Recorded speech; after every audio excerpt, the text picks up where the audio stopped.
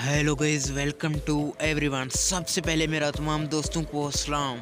उम्मीद यही है कि आप सब लोग खैर आफियत से होंगे। जी हाँ दोस्तों, आज बात करते चलें एशिया अंडर 19 मैच में पाकिस्तान ने भारत को कैसे शिकस्त दी और धूल चटा दी।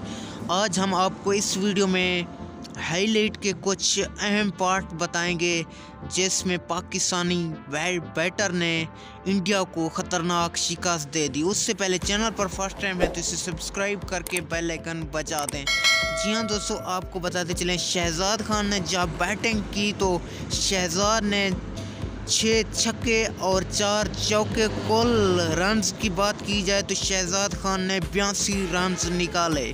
शहजाद खान ने मैच का पासा पलट दिया, भारत को धूल चटा दी। पाकिस्तान जिंदाबाद। Thanks for watching my video.